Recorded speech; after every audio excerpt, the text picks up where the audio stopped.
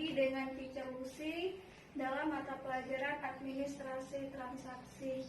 Oke, apakah anak teacher tahu apa itu administrasi transaksi? Administrasi adalah penyusunan atau pencatatan, sedangkan transaksi berarti kegiatan dari jual beli baik dalam skala kecil maupun dalam skala besar.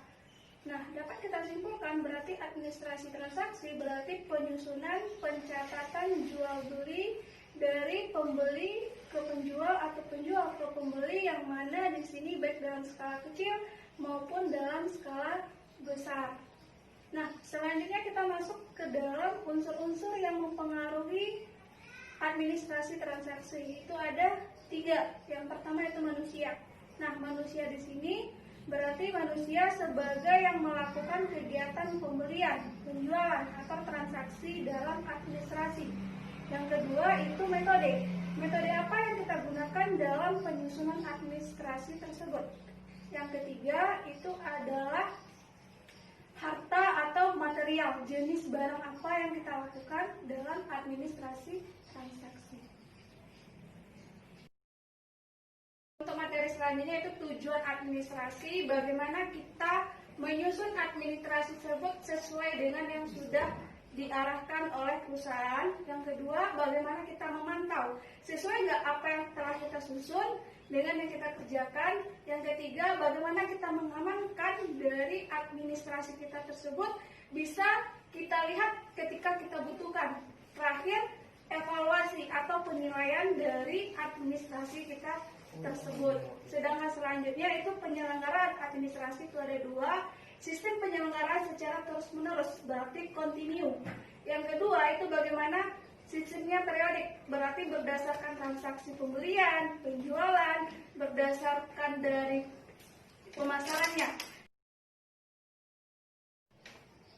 Oke, baik anak teacher, sekarang kita masuk ke manfaat administrasi transaksi, yang mana di sini ada 4. Yang pertama itu adalah kita mengetahui proses barang masuk dan barang keluar. Jadi kita tahu barang apa yang masuk dari seorang pemasok dan apa saja barang yang keluar untuk kegiatan pembelian. Yang kedua itu kegiatan purna jual. Dari penjualan kita bagaimana feedback dari konsumen. Yang ketiga media komunikasi. Bagaimana komunikasi antara pemasok dengan penjual, dengan pembeli maupun dengan konsumen. Yang keempat itu bagaimana antara hubungan pemasok dengan pembeli itu terjalin sehingga koneksi antara mereka itu bisa memungkinkan hubungan perusahaan kita untuk maju. Lanjut, setelah itu kita masuk ke fungsi. Fungsi dari administrasi itu ada planning.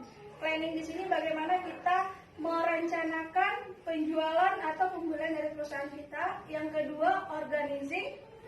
Bagaimana kita mengatur setiap kegiatan dari item-itemnya. Yang ketiga, controlling.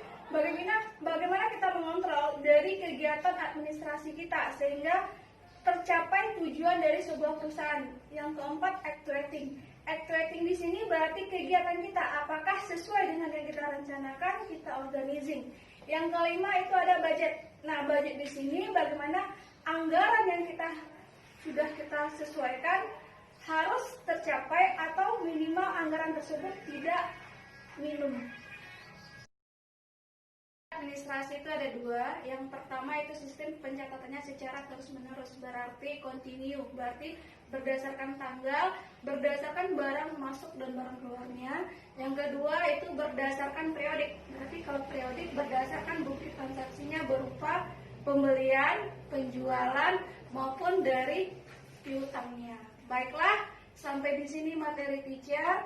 Thank you for your attention. See you at the next video. Bye-bye.